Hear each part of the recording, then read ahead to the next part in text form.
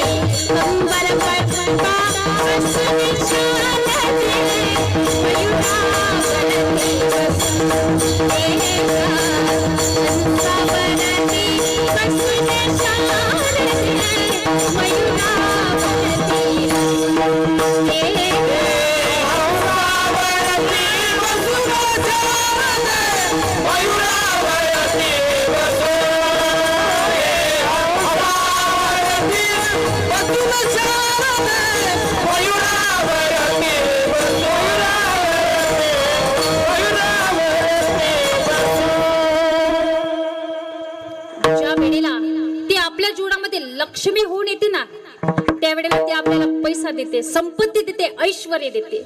ज्या वेळेला ती आपल्या जीवनामध्ये अन्नपूर्णा होऊन येते ना, त्या वेळेला ती आपल्याला खायला अन्न देते, आपल्या पोटाची आग शांत करते। ऐका मायबाप, ज्या वेळेला ती आपल्या जीवनामध्ये रेणुका होऊन येते ना, त्या वेळेला ती आपल्या जीवनात असलेले रोगराई घालवते। माझी रेणुका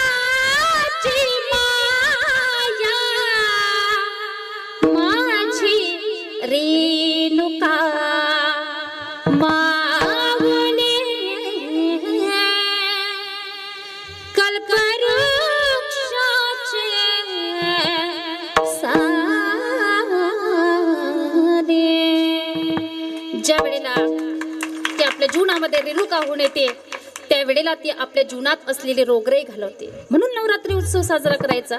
आता काही मंडळी म्हणतील, सुरेखाताई मग हा नवरात्री उत्सव काय फक्त आम्हीच साजरा करायचा? बघा ताई दादा, अरे आपण साजरा करतो यात काहीच नवल नाही, पण संतांनी सुद्धा नवरात्री उत्सव साजरा केला होता. एकदा तर नाथबाबांनी ठरवलं आपण आपल्या कुलधर्माचं पालन करूया. आता कुलधर्माचं पालन करायचं म्हणजे नेमकं काय करायचं? तर कुलदेवतेचं पालन करायचं. आता आपली कुलदेवता तरी कोणती आहे? जगदंबा माता, भवानी माता. मग भवानी मातेला, जगदंबा मातेला आवडणारा कार्यक्रम करायचा. जगदंबा मातेला, भवानी मातेला आवडणारा कार्यक्रम तरी कोणता? कोणता? तुमच्याकडे बोलत नाहीत का? जागरण गोंधळाचा कार्यक्रम. एरवी आपल्या घरामध्ये सुद्धा चालतो काय? गोंधळ. गोंधळ आपला गोंधळ विचारूच नका बरं का. पण आपला गोंधळ वेगळा, संतांचा गोंधळ वेगळा. गोंधळाचा कार्यक्रम करायचं ठरवलं, मग तयारी इम्पॉर्टंट आहे. मग सुरुवातीला नाथ बाबा मंडपवाल्याकडे गेले आणि नाथ बाबांनी मंडप सांगितला. पण ऐका मायबाप, कोणता मंडप? आपल्यासारखा सर्वसाधारण मंडप नाही. ऐका, कोणता मंडप? स्वर्ग मृत्यू पतळ्याचा मंडप घातिला.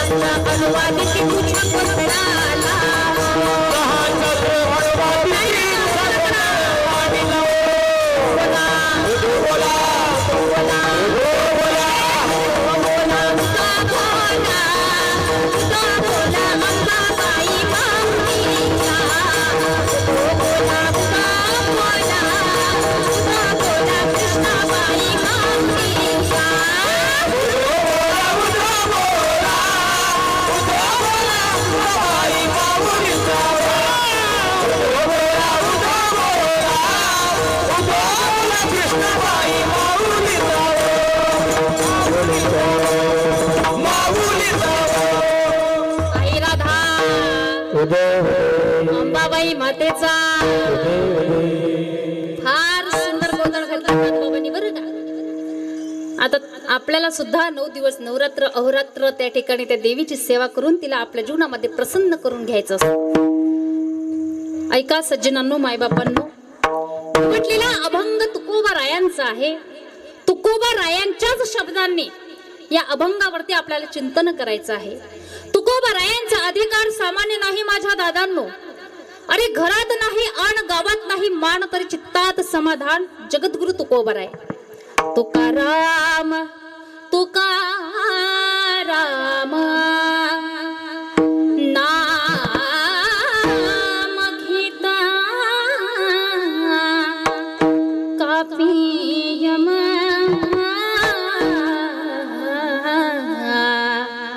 धन्य तुकोबा समर्थ. असा ज्यांचा अधिकार आहे त्या तुकोबरायांचा अभंग सेवेकरता निवडलेला आहे. आणि या अभंगामधून तुकोबराय देवाकडे मागणी मागतात. बघा, आपल्याला सुद्धा 9 दिवस आपण जी जी काही सेवा केलेली असेल त्या सेवेच्या प्रित्यर्थ आपल्याला त्या जगाच्या मालकाला काहीतरी मागायचंय.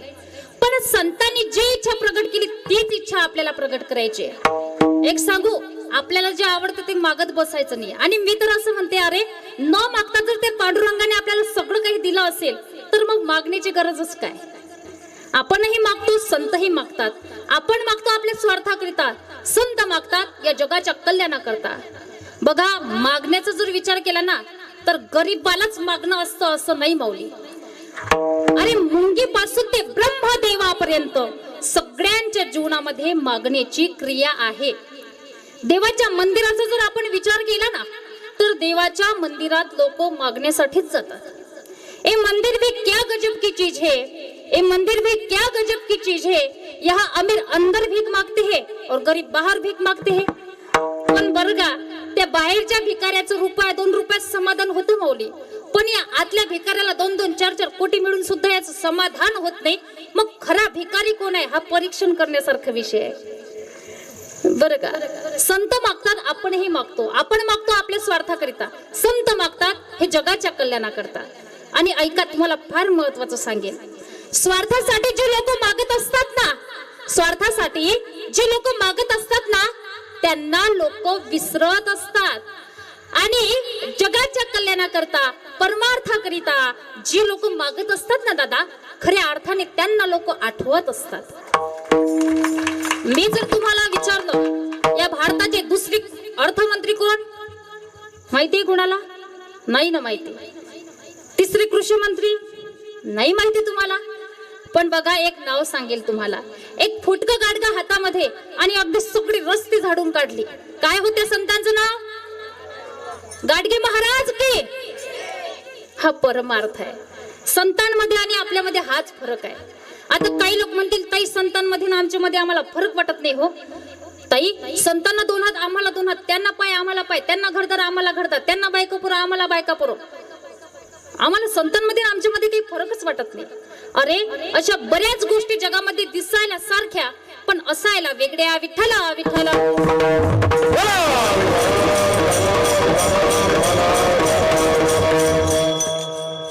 ऐका सज्जनांनो, माय बाबांनो, आकाशामध्ये चंद्रही आहेत, चांदण्या सुद्धा आहेत.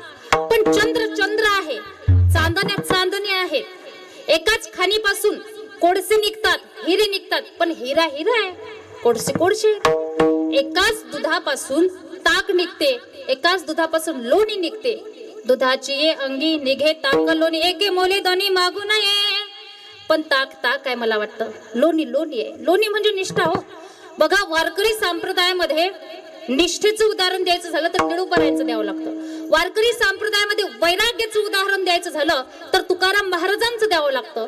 वारकरी संप्रदायामध्ये ज्ञान साधनेचं उदाहरण जर द्यायचं झालं तर निळूपरायांचं द्यावं लागतं. वारकरी संप्रदायामध्ये नामसाधनेचं उदाहरण द्यायचं झालं तर नामदेवरायांचं द्यावं लागतं. आणि वारकरी संप्रदायामध्ये शांतीचं उदाहरण द्यायचं झालं तर नाथबाबांचं द्यावं लागतं. वैराग्य कुणासारखं? तुकोबरायांसारखं. ज्ञान साधना ज्ञानोबरायांसारखी, नामसाधना नामदेवरायांसारखी, शांती नाथबाबांसारखी, आणि निष्ठा निळूबरायांसारखी. संतांमध्ये आणि आपल्यामध्ये हाच फरक आहे ना. संत मागतात, आपणही मागतो. आपण मागतो आपल्या स्वार्थाकरिता, आपल्या प्रपंचाकरिता, आपल्या मुलाबाळांकरिता. संत मागतात जगाच्या कल्याणाकरता. हा फरक आहे ना. आपली आई सुद्धा मागते बरं का, आपले आई वडील सुद्धा मागतात देवाकडे, पण स्वतःसाठी नाही. हो, आपल्या मुलांकरता मागतात. बघा, लाभाविना प्रीती करणारं जर दैवत कुठलं असेल ना या जगामध्ये तर ते आई वडील आहेत. आणि एवढे उपकार त्या आई वडिलांचे आपल्यावरती आहेत की जे स्वतःकरता देवाकडे कधीच काही मागत नाहीत, फक्त मुलांकरता. एवढा मुलांचा ते विचार करतात. तरी सुद्धा आमचे आई वडील बरं का, एवढं करूनही आमची मुलं त्या आई वडिलांना म्हणतात, ओ आई बाबा, काय केलंय तुम्ही आमच्याकरता? मला तुम्ही सांगा, एवढे उपकार त्या आई वडिलांचे आपल्यावरती, तरी सुद्धा जर तो मुलगा परत फिरत असेल तर काय वाटत असेल त्या आई वडिलांना? अरे माय बाप केवळ काशी, तेने न जावे तीर्थासी. हा म्हणजे आत्मा आणि ई म्हणजे ईश्वर. त्या आत्म्याला ईश्वराचा साक्षात्कार करून देते, तिला आई म्हणतात माऊली. पण आपलं असं झालंय, ऐका, 4 तांदूळ डोक्यावर पडले, बायको घरात आली, कधी आई वडिलांना विसरून गेलो कळत नाही. हो मुलांना, आमची संस्कृती तरी काय आहे? मातृदेव भव पितृदेव भव आचार्य देव भव अतिथी देव भव अशी म्हणणारी आपली संस्कृती. आणि आज आपलेच आई वडील वृद्धाश्रमात राहतात. एखाद्या बघा, आपण फार डिग्री मिळवली म्हणजे झालं असं नाही माऊली. ज्या घरामध्ये आई वडील दुःखी असतील ना, त्या ठिकाणी आपल्या डिग्रीचा, आपल्या एज्युकेशनचा, आपल्या पदाचा काहीच उपयोग होत नाही. प्रसिद्ध मागणी आहे, तुम्हाला सर्वांना माहिती आहे, कुंती मातेची मागणी. अरे अत्यंत त्रासाचं जीवन पांडवांचं. 12 वर्षाचा वनवास, 1 वर्षाचा अज्ञातवास संपला, पांडवांना राज्य मिळालं. त्यावेळेला भगवान श्रीकृष्ण कन्हैया परमात्मा कुंती मातेजवळ जातात आणि कुंती मातेला त्या ठिकाणी नमस्कार करतात, कुंती मातेचं दर्शन घेतात. आणि कुंती मातेला म्हणतात, अगं आत्या, तुझे फार सुखाचे दिवस आलेत. आता तुझे मुलं राजे झालेत. आता तुला खरं सांगू, त्या ठिकाणी कौरवांना जरी सत्ता मिळाली असती ना तरी माझा काही विषय नव्हता बरं का, पण ते अधर्मी असल्यामुळे मी त्या ठिकाणी पांडवांची बाजू घेतली. कारण आत्या, अगं दुर्योधन, दुःशासन, शकुनी यांच्या हातात जर ती सत्ता गेली असती तर तुम्ही सुखाची इच्छा करालच कशी. विदुरजींचं सांगणं होतं बरं का आत्या धृतराष्ट्राला की हे राज्य पांडवांना थोडं तरी दे, पण नाही ऐकलं धृतराष्ट्राने, म्हणून तर युद्ध झालं ना. नंतर द्यूत खेळलं, द्यूतामध्ये सुद्धा तुझी मुलं हारलीत आणि खऱ्या अर्थाने युद्धामध्ये सुद्धा हारलीत. पण आता पांडवांना राज्य मिळालं, तुझे सुखाचे दिवस आलेत आत्या, माग तुला काय मागायचं ते. बघा त्यावेळेला आत्याचे नेत्र ढिले होत आहेत, ओठ थरथरत आहेत. ज्या वेळेला अनेक दुःख भोगल्यानंतर ज्या वेळेला सुखाचे दिवस माणसाच्या जीवनात येतात ना, त्यावेळेला खऱ्या अर्थाने ही म्हातारी माणसं गहिवरत असतात. थरथरत्या ओठाने आत्या त्या ठिकाणी कृष्ण कन्हैया परमात्म्याला म्हणते, कन्हैया हे बघ, मैं जो मांगने जा रही हूं ना वो साधारण बात नहीं है. त्यावेळेला कन्हैया म्हणतात, अगं आत्या तू मला आजपर्यंत काही मागितलंच तर नाही बाबा, आणि माझी अशी इच्छा आहे तुम्हाला आता काहीतरी मागावं. माग ना आत्या, काय हवंय तुला, काय माग, मी तुला द्यायला तयार आहे. त्यावेळेला आत्या म्हणतात, कन्हैया अरे तुला जर मला द्यायचंच असेल ना तर तू मला माझ्या आयुष्यात संकट आणि संकटच दे. तू मला माझ्या आयुष्यभर दुःख दे बरं का.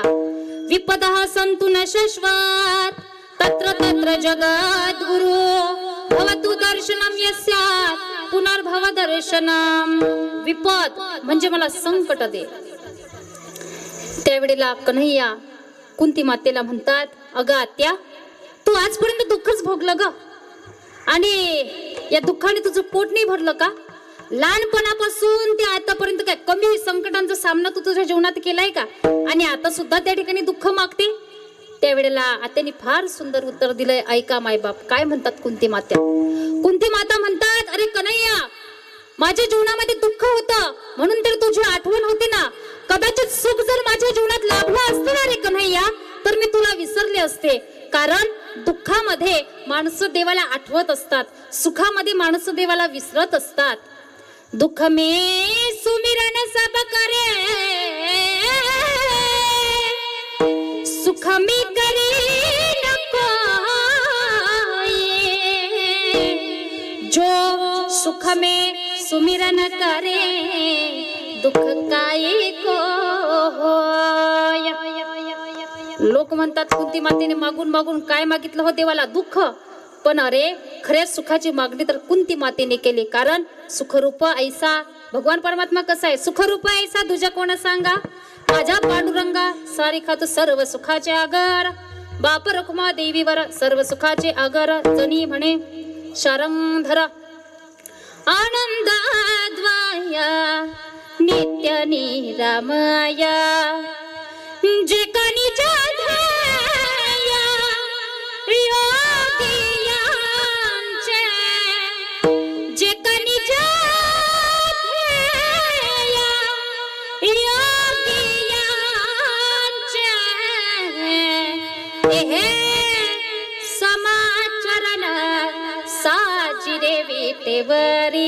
सच्चिदानंद रूपाय विश्वोत्पत्त्यादि हेतवे तापत्रय विनाशाय श्री कृष्णाय वयं नमः.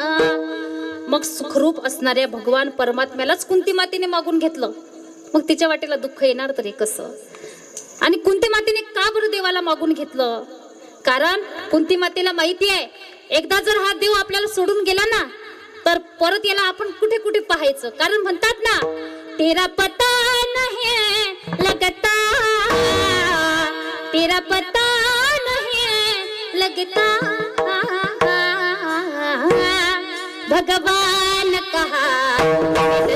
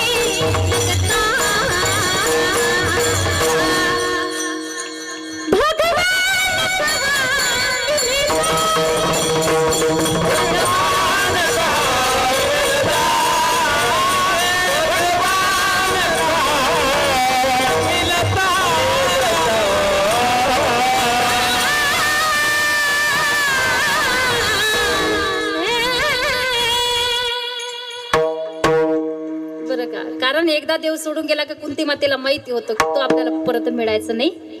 म्हणून सुखरूप असणाऱ्या देवालाच कुंती मातेने मागून घेतलं. विठ्ठला विठ्ठला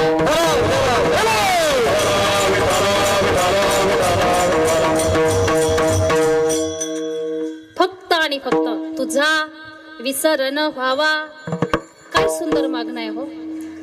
आणि बरं का, मला तर वाटतं देवाकडे देवासाठीच मागणं हे काय मागणे आहे का हो. आणि संतांना तर आपल्या जीवनामध्ये त्या देवाचा विसर पडतच नव्हता. अगदी कुठलंही कार्य करत असो, झोपेत असो, जागे असो, कुठल्याही अवस्थेत असो, बरं का, फक्त आणि फक्त त्या देवाचं चिंतन. असाच एक सुंदर प्रसंग गोरोबा काकांच्या जीवनातला. आता तरी घरात बऱ्याच फॅसिलिटीज उपलब्ध झाल्या, पण तो पूर्वीचा काळ होता बरं का. त्यावेळेला घरात कुठल्या सुखसुविधा उपलब्ध नव्हत्या, अवेलेबल नव्हत्या. अगदी दूरवर त्या ठिकाणी कोसावर जायचं, नदीवर, तिथून पाणी घेऊन यायचं आणि नंतर आपली सर्व घरातील कामे आटोपायची.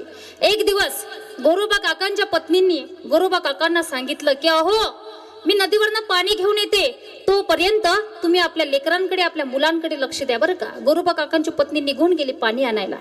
इकडे गोरोबा काकांचं काम चालू झालं. त्यांचा व्यवसाय असा होता, पाणी माती एकत्र करायचं, त्यापासून चिखल घडवायचा आणि त्या चिखलापासून सुंदर मडकं बनवायचं.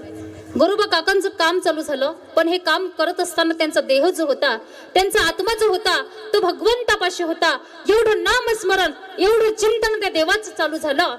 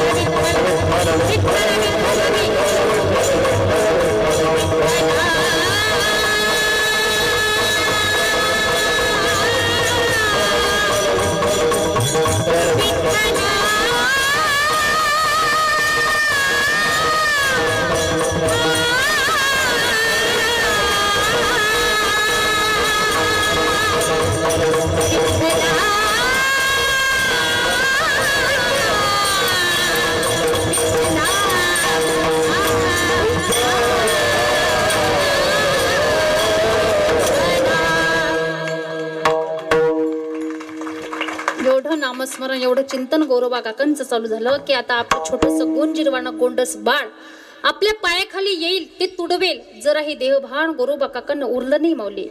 ते बाळ त्या ठिकाणी दुडदुड धावत आलं, गोरोबा काकांच्या पायाखाली तुडवलं गेलं. रक्तबंबाळ अशी ती माती दिसायला लागली. सुभाषितकार सांगतात, नवलाची गोष्ट ऐक सखे बाई, नवलाची गोष्ट ऐक सखे बाई, कुंभाराने वाडा तुडविले पायी, कुंभाराने वाडा तुडविले पायी, कुंभाराने वाडा तुडविले पायी, नवलाची गोष्ट ऐक सगळे बाई, नवलाची गोष्ट ऐक सगळे बाई, कुंभाराने वाडा तुडविले पायी, कुंभाराने वाडा तुडविले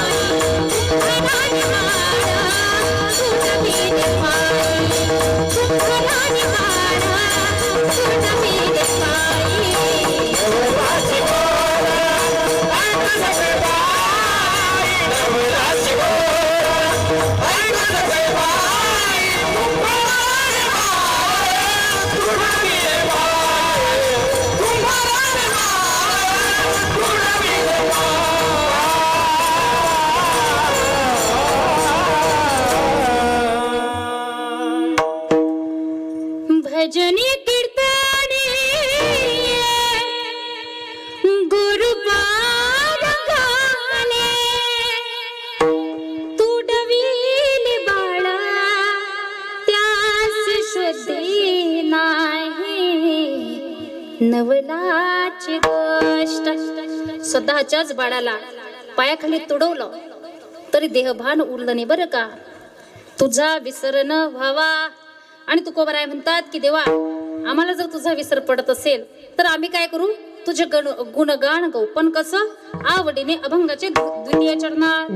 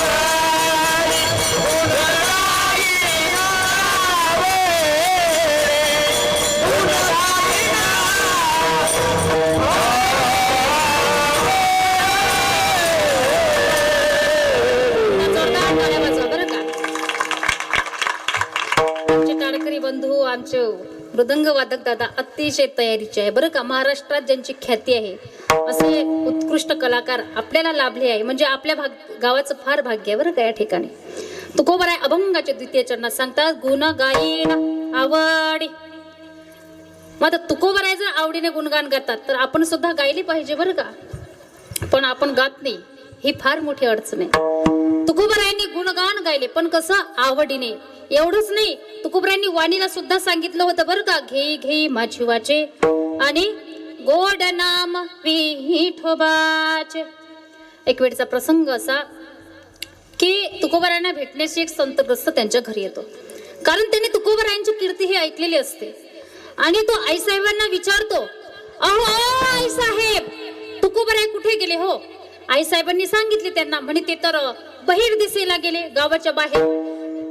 मग आता हा माणूस सुद्धा त्या ठिकाणी गावाच्या बाहेर गेला बहिर दिसेला. आणि पाहतात तर काय त्या ठिकाणी तुकोबराय त्या ठिकाणी सुद्धा देवाचं नामचिंतन करत होते, देवाचं भजन करत होते. आपण सुद्धा त्या देवाचं नामचिंतन करूया 2 मिनिट बरं का. सर्वांनी हातात टाळी मुखात नाम. अगदी घरातील चिंता काळजी सगळं काही विसरून फक्त आणि फक्त देवाच्या नामचिंतनामध्ये मग्न व्हायचे बरं का. 2 मिनिट तुकोबरायांनी जे भजन केलं आपणही ते करूया. राम कृष्ण हरी जय जय राम कृष्ण हरी, राम कृष्ण हरी जय जय राम कृष्ण हरी,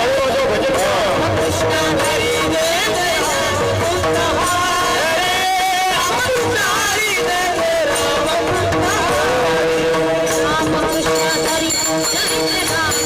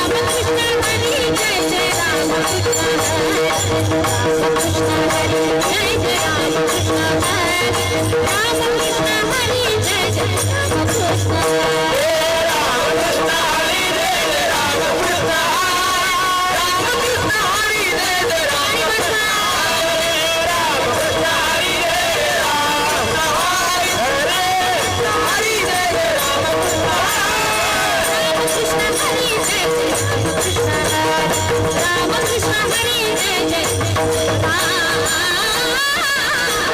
कृष्ण हरी. गाडी गाडी गाडी बघा आता तुमचे चेहरे किती प्रसन्न वाटत आहेत ना डावरगाववासियांनो. अगदी असं वाटतंय का घरून चहा घेऊन आले की काय. हा भजनाचा आनंद आहे बरं का. असं नामचिंतन कोण करत होते, तुकोबराया. त्या वेळेला त्या मनुष्याने बघितलं आणि तुकोबरायांना म्हणतोय, तुकोबराया कळतंय तुम्हाला काही, असल्या घाण ठिकाणी तुम्ही देवाचं नाव घेता. तुकोबराय म्हणतात, अरे भल्या माणसा मला कळतंय रे, असल्या घाण ठिकाणी देवाचं नाव घेऊ नये, पण काय करू. माझे माझ झाले माझे माझ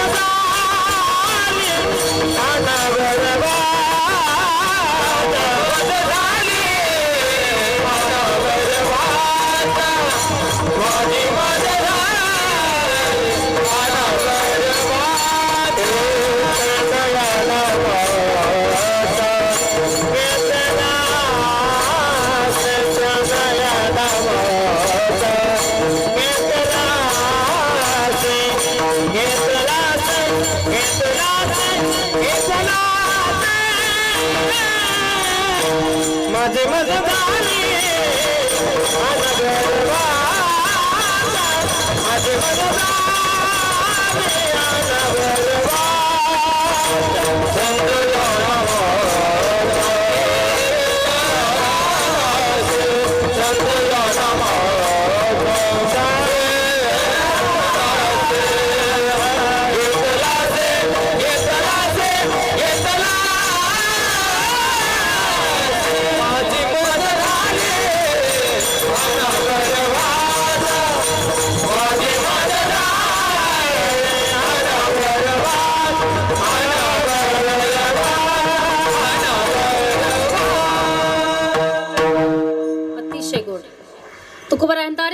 पाणी असून मलाच नावर झाली, कारण तिने छंद नामाचा घेतला, कारण गुण गायीन आवडी. मग तेव्हा मला याच्यापेक्षा दुसरं तिसरं काही नको. आणि सामान्य लोक जे मागतात ना ते तर अजिबात नको. मला धन नको, मुक्ती नको, संपदा नको. मग काय हवंय तुको बराया तुम्हाला? अभंगाच्या तृतीय चरणात न लगे मुक्ती धन संपदा, न लगे मुक्ती धन संपदा, न लगे वाटे धन संपदा, न लगे मुक्ती धन संपदा,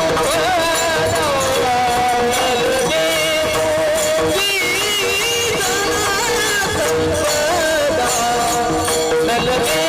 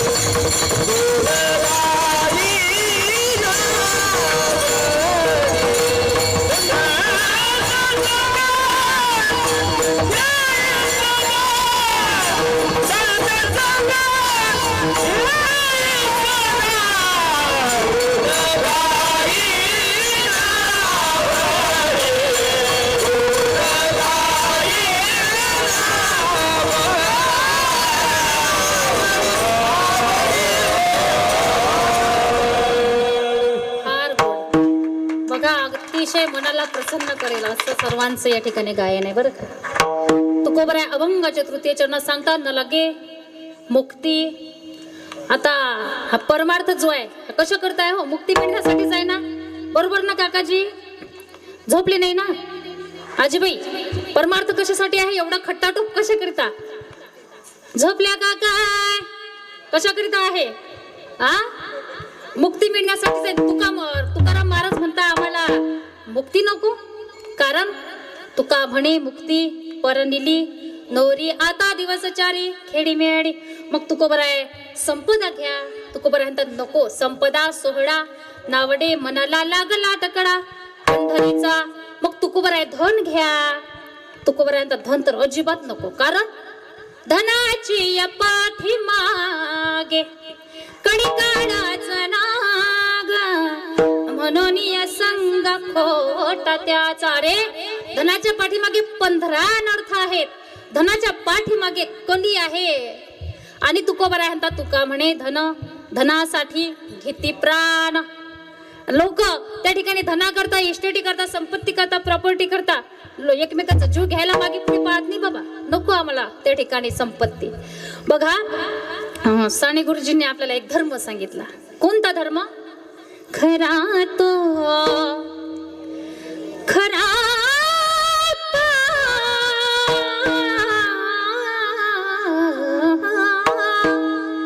खरा तो एकाची धर्म जगाला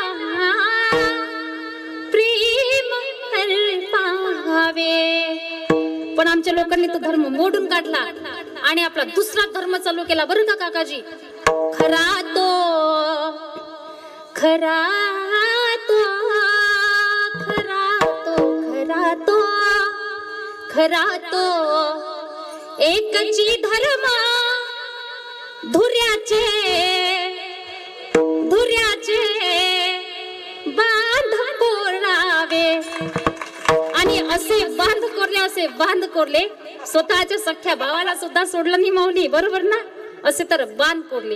या भारताच्या भूमीमध्ये, या महाराष्ट्राच्या मातीमध्ये असे काही काही लोक आहेत जे धना करता, संपत्ती करता, इस्टेटी करता, स्वतःच्या भावाच्या मानेवरती कुऱ्हाडीने घाव घालायला मागे पुढे पाहत नाही बरं का.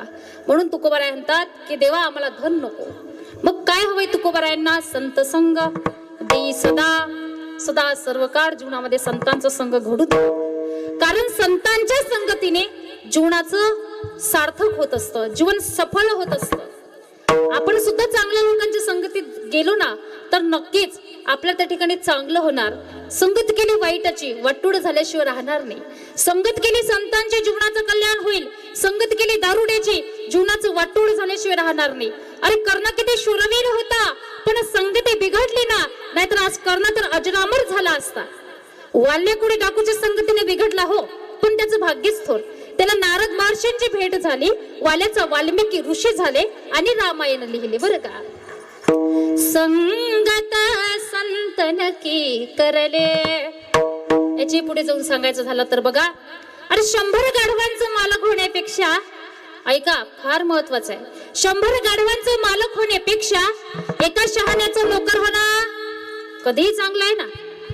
कारण नालायकांमध्ये बसून आपली इज्जत घालवण्यापेक्षा माळकऱ्यांमध्ये बसून हरिपाठ करायला शिका ना.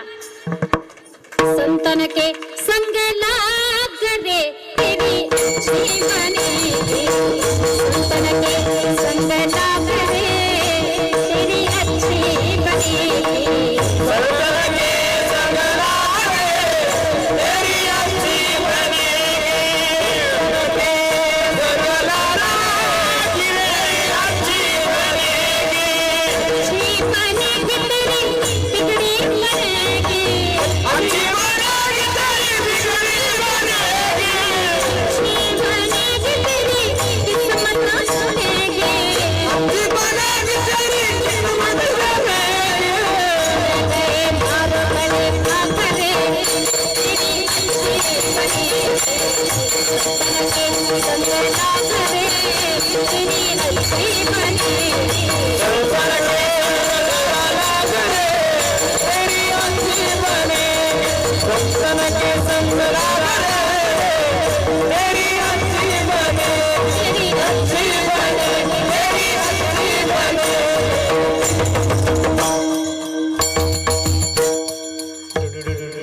कारण संतांच्या संगतीमध्ये जर आपण गेलो ना तर निश्चित आपल्या जीवनाचं सोनं झाल्याशिवाय राहणार नाही. बरं का, आता तुम्हाला झोप तर येत नाही ना, बरं का, ऐका, आपणही त्या ठिकाणी संतांच्या सानिध्यात राहिलो पाहिजे. कारण बघा, छत्रपती शिवाजी महाराज हे सुद्धा संतांच्या सानिध्यात राहायचे. बरं का, तुकाराम महाराजांच्या कीर्तनाला येऊन बसायचे, म्हणून तर छत्रपती शिवाजी महाराजांना जाणता राजा म्हणतात. आणि ऐका, आज छत्रपती शिवाजी महाराज की, धर्मवीर संभाजी महाराज की असे म्हटल्यानंतर जय जयकार होतो. तर हा जय जयकार एखाद्या व्यक्तीचा करतो, या ठिकाणी नावाचा नाही माझ्या दादांनो, तर हा त्यांनी केलेल्या कर्तृत्वाचा आहे. आणि राजा कसा पाहिजे, कीर्तिवान पाहिजे, दयावान पाहिजे, अगदी सगळेच्या सगळे गुण छत्रपती शिवाजी महाराजांच्या अंगी होते. म्हणून राजा असावा तो शिवछत्रपती शिवाजी महाराजांसारखा. नाहीतर आजकाल आपल्या मुलांनी फक्तच बोंबलत फिरायचं. अंधार झाला, आता दिवा पाहिजे, या देशाला जिजाऊचा शिवा पाहिजे. कशाला बोलावता हो राजांना, कशाला, हा कशाला, दारूच्या बाटल्यांचे झाकणं गोळा करायला, की आपण काय काय धिंगाणे करतो ते पाहायला.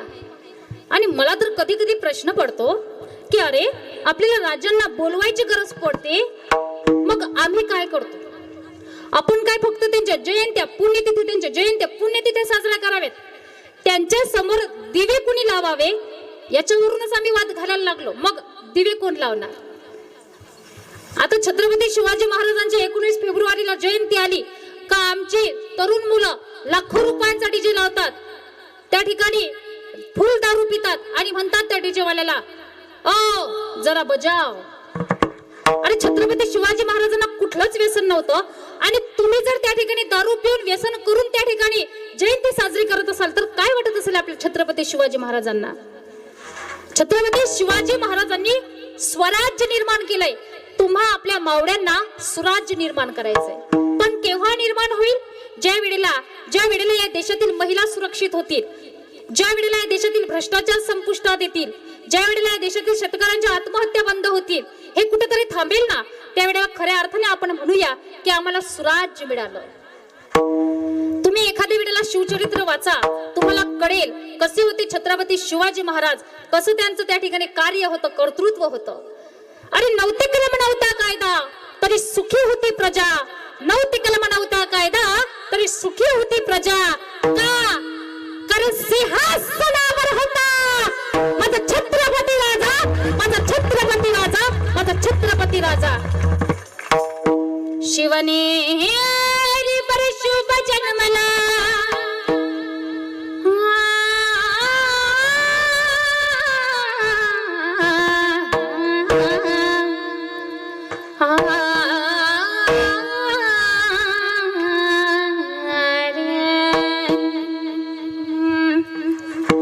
शिवने हरिवर शुभ जन्मला, राजांचा अधिपती, साऱ्या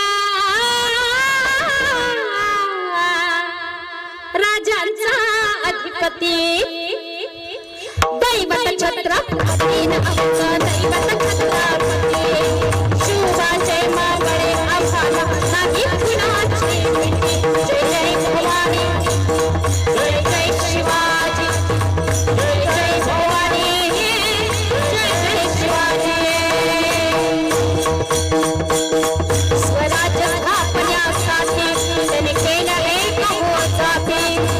छत्रपती शिवाजी महाराजांनी स्वराज्य निर्माण करून 18 जातींना एकत्र घेऊन त्या ठिकाणी स्वराज्य निर्माण केलं. स्वराज्य स्थापण्यासाठी त्याने केलं एक होताती. स्वराज्य स्थापण्यासाठी त्याने केलं एक होताती. येऊन भगवतो हाती,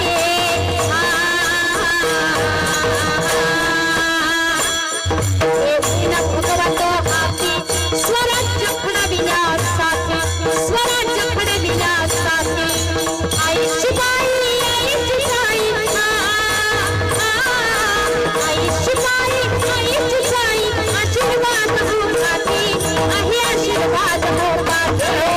दैवत छत्रपती नामचा दैवत छत्रपती, शिवाचे मावळे आम्हाला नाही कुणाची भीती. दैवत छत्रपती आमचे दैवत छत्रपती, शिवाचे मावळे आम्हाला नाही कुणाची भीती. जय जय भवानी, जय जय भवानी, जय जय क्षत्रिय ब्राह्मणाचा सिंहासनाधीश्वर महाराजाधिराज श्रीमंत श्री श्री श्री छत्रपती शिवाजी महाराज की धर्मवीर संभाजी महाराज की जय भवानी, जय भवानी, जय भवानी. छत्रपती शिवाजी महाराज की, भारत माता की जय.